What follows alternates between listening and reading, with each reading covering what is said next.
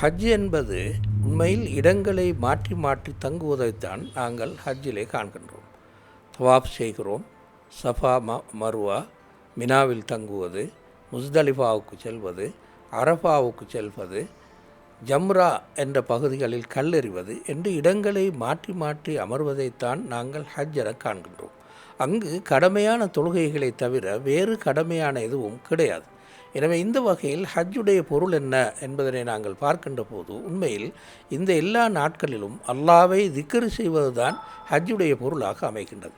அல் குர்ஆனில் சூரத்துல் பக்கராவில் 196 203 வசனம் வரை உள்ள ஹஜ்ஜை பற்றி சொல்கின்ற வசனங்களை ஓதி பார்த்தால் அங்கு அடிக்கடி திக்ர் அல்லாவை நினைவு கூறுவதைத்தான் சொல்லி இருப்பதனை நாங்கள் காணுகின்றோம்.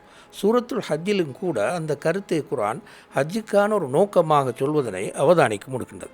லியஷ்ஹது மனாஃபிஅ லஹும் வயத்குரு இஸ்மல்லா, அங்கு அவர்களுக்கான சில நலன்களை பெறுவதற்காகவும் அல்லாவை குறிப்பிட்டு சில நாட்களில் ஞாபகப்படுத்துவதற்காகவும் தான் ஹஜ் இருக்கிறது என்று அல் குர்ஆன் சூரத்துல் ஹஜ்ஜிலே சொல்கின்றது.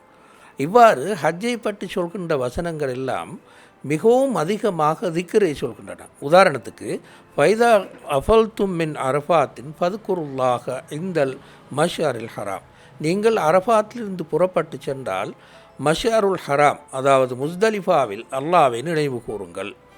ஃபைதா கதைத்தும் மனாசிக்கும் ஃபதுக்குருல்லா, நீங்கள் ஹஜ்ஜுடைய கிரியைகளை முடித்துவிட்டால் அல்லாவை நினைவு கூறுங்கள் என்று இவ்வாறு நிறைய வசனங்களில் திக்ரை பற்றித்தான் சொல்கின்றது.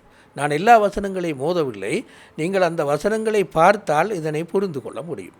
எந்த அளவு தூரத்துக்கு என்றால் ரப்பனா ஆத்தினா ஃபித்துனியா ஹசனத்தன் ஒஃபில் ஆஹிரத்தி ஹசனத்தன் ஒக்கினா அதாபன்னார் என்ற பிரார்த்தனையும் கூட எல்லா முஸ்லீம்களும் அறிந்திருக்கின்ற உலகத்திலும் எனக்கு நன்மையை தருவாயாக, மறுமையிலும் நல்லதை தருவாயாக, நரகத்தின் தண்டனையை விட்டு என்னை காப்பாற்றுவாயாக என்ற மிகவும் பிரபல்யமான துவாவானது இந்த ஹஜ் வணக்கத்துடைய விஷயங்களை சொல்வருகின்ற போதுதான் அல்லாஹு தஆலா சொல்வதனை நாங்கள் காணுகின்றோம். ஹஜ்ஜுடைய கோஷமாக அமைகின்ற லப்பைக்க அல்லாஹும் லப்பைக், இறைவா உன்னுடைய அழைப்புக்கு பதில் சொல்லி உன்னிடம் நாங்கள் வந்துவிட்டோம் என்று சொல்கின்ற அந்த பிரயோகமும் கூட ஒரு திக்ராகத்தான் அமைகின்றது.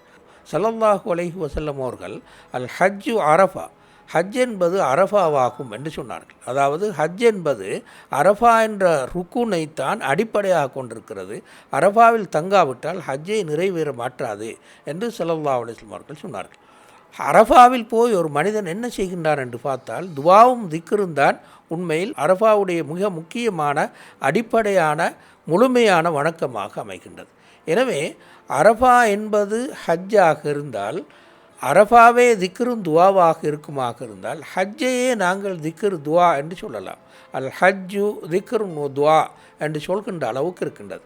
எனவே ஒரு ஹஜ் செய்கின்ற ஒருவர் கவனத்தில் கொள்ள வேண்டிய விஷயம், நான் இந்த ஹஜ்ஜுடைய வணக்கத்தின் போது அல்லாவை நினைவு கூறுவதை எவ்வாறு மேற்கொண்டேன், என்னுடைய உள்ளத்திலும் என்னுடைய சிந்தனையிலும் நாவிலும் இறை ஞாபகம் ஆழ்ந்து இருந்ததுவா, அந்த குறிப்பிட்ட நாட்களில் அல்லாவை நெருங்குவதற்காக இந்த துவாவை பயன்படுத்தி அல்லாவை நான் நெருங்கி கொண்டேனா என்பதுதான் ஒரு ஹஜ் செய்யக்கூடியவர் கேட்க வேண்டிய கேள்வியாகும்.